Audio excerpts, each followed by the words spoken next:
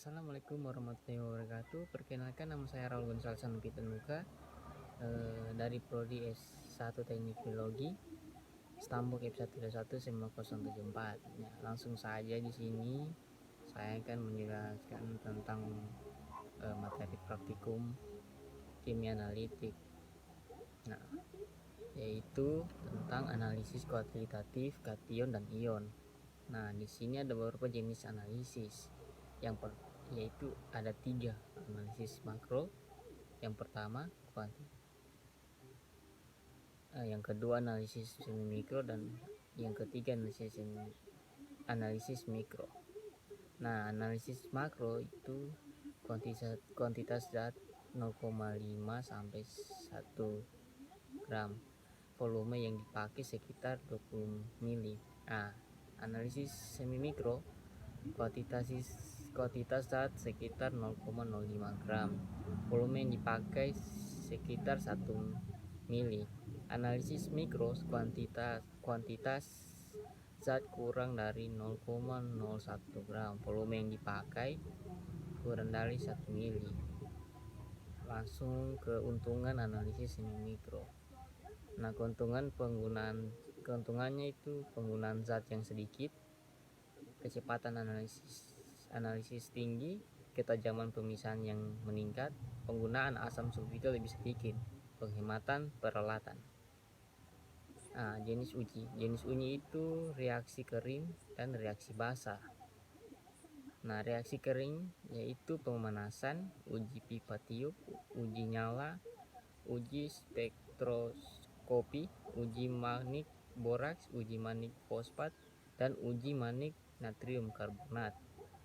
Nah, sedangkan reaksi basah yaitu uji yang dilakukan dengan zat dalam larutan. Suatu reaksi diketahui berlangsung bila pembentuknya endapan, pembasahan gas, perubahan warna. Nah, pembentukan endapan itu larutan jenuh merupakan satu sistem kesetimbangan. Ini merupakan kesetimbangan heterogen karena AgCl dalam bentuk padat, sedangkan Ag plus dan Cl minus dalam bentuk larutan. Nah, bila Ks melewati, artinya kesetimbangan bergeser ke arah kanan, akan terbentuk endapan AgCl. Nah, perubahan warna atau pembentukan kompleks.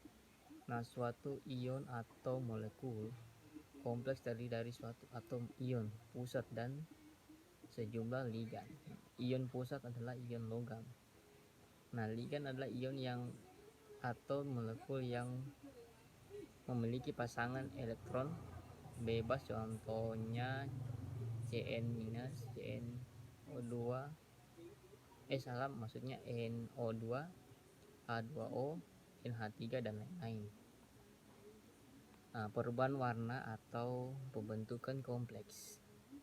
Nah, fenomena penting yang sering terjadi bila kompleks terbentuk adalah kenaikan kelarutan. Banyak endapan bila melarut karena pembentukan kompleks. Contohnya penambangan Cn berlebihan menyebabkan endapan perubahan menjadi ion yang larut. Nah, langsung di analisis kation. Nah, klasifikasi kation yang paling umum didasarkan pada perbedaan kelarutan dari klorida, sulfida, dan karbonat. Nah, klasifikasi kation golongan 1. Ada beberapa golongan, yaitu golongan 1, golongan 2, golongan 3, dan 4 dan 5. Nah, golongan 1 yaitu pembentukan endapan dengan HCl encer. Nah, golongan 2 tidak bereaksi dengan HCl, membentuk endapan dengan H2S. Golongan 3 pembentukan endapan dengan NH4S. Golongan 4 pembentukan endapan dengan NH4 2CO3. Nah, sedangkan golongan 5 tidak bereaksi dengan reagen golongan sebelumnya.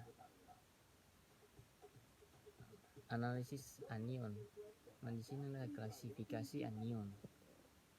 Itu klasifikasi A, proses yang melibatkan identifikasi produk-produk yang mudah menguap yang memperoleh pada penggolongan dengan asam. Satu, gas-gas dilepaskan dengan HCl atau H2SO4. 2, gas dilepaskan dengan H2SO4 pekat. Kelas B, proses yang tergantung pada reaksi-reaksi dalam larutan. 1, reaksi pengendapan. 2, oksidasi dan reduksi dalam larutan. Ion kelas A terbagi menjadi 2, itu 1, gas dilepaskan dengan HCl atau H2SO4. 2, gas dilepaskan dengan H2SO4 pekat. Nah, kelas B terbagi juga menjadi 2, reaksi pengendapan, yang kedua oksidasi dan reduksi dalam larutan. Nah, itu sekian materi saya. Jika ada kesalahan kata atau kurang fasih dalam berbicara, mohon dimaafkan. Sekian dari itu komentar materi saya. Assalamualaikum.